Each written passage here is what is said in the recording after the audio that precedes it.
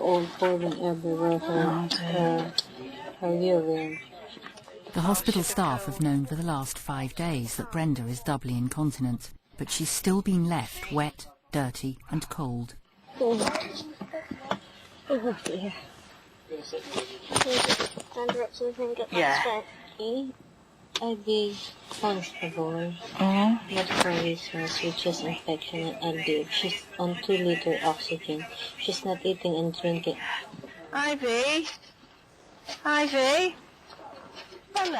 Remembering how desperate Ivy was for a drink the last time she saw her, Margie started a fluid chart for nurses to record what Ivy's given to drink and when. But when she looks at the chart, Margie realises it hasn't been filled in. I haven't even looked. I've just gone out checking the charts. Say a fluid chart's not been filled in. According to this, she's had nothing since 6 o'clock this morning. Hello, Ivy. Want some water? This is a serious lapse in the standard of care. Keeping accurate patient records is an essential part of a nurse's duties, and failing to do so could be a disciplinary offence. Margie's got no idea when Ivy last had anything to drink. If the chart's to be believed, it could have been as long as 11 hours ago. You thirsty? Ivy?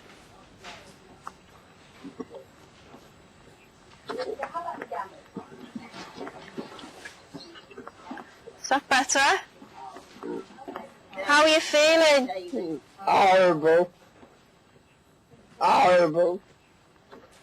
Even if Ivy does want to be left in peace to die, there's no reason why she should have to go without such a basic thing as water. Poor Ivy's given up really, but at least we can give her fluids, you know, she's still taking them, so at least she's still being hydrated. It's awful, it's just a waste of time putting the charts out if they're not going to maintain them. And what use is that? How are we going to know what she's had and what she hasn't had? It's awful.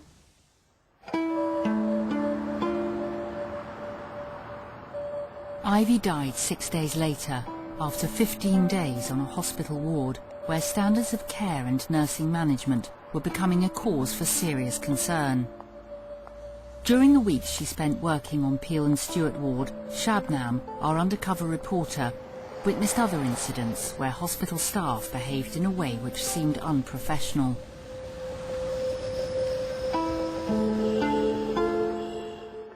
Bill True is in hospital with a broken back and is finding it difficult to get comfortable. Can you adjust? I'm afraid I can't, but the nurse over there probably can. I'll just get in there. Oh, the nurse! He wants his pillow adjusted. Sorry, I can't hear you. Listen, I'm quite busy, Mr. Pugh. Very busy, actually. What won't take 2 seconds? I'm not lifting now. I'll put the electric... I mean, you look quite comfortable. Yeah, I'm still comfortable. Right, there you go. There. Well, you're going to... Listen, it may not always be perfect. All Right, okay then. A confused man is asking for help. The staff say he's a particularly difficult patient. But however difficult you are, do you deserve this? Please help me. No, I'm not helping you. Can you sit down, please? Sit down, thank you. Oh, Christ. Bully. You are the one who is bullied, not me. At the end of January, Margie and Shabnam stopped working at the hospital for a while.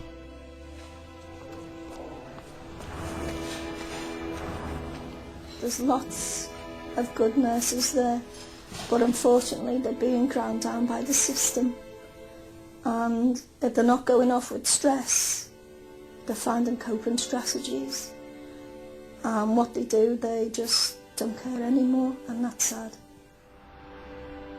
Last week, we showed the chief executive of the hospital some of what Margie and Shabnam had filmed while they were working there during the winter. We see a woman with terminal cancer crying out in pain because she hasn't got her medication on time.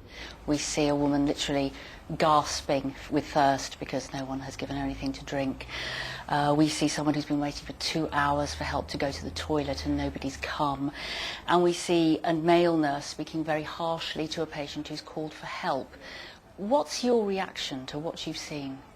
Well, clearly they're very disturbing images, and I was shocked to see them. The first thing I'd like to do is to apologise on behalf of the Trust to those patients and their relatives for those lapses in the quality of care that were uncovered at that time.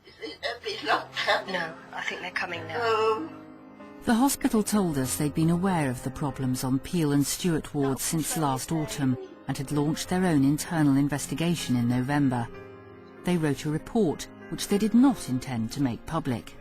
When we approached the hospital with the results of our own investigation, they agreed to show us what they'd found. They spent a day on the ward last December.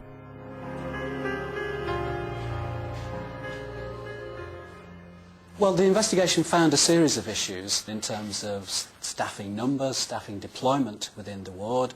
There were issues of ward leadership and management, which we addressed. Policies and procedures were not as thorough as they should have been. Training and development for staff, implementation of policies and procedures like fluid balance charts, named nurse and so on, were not as they should have been, and we took action to sort that out.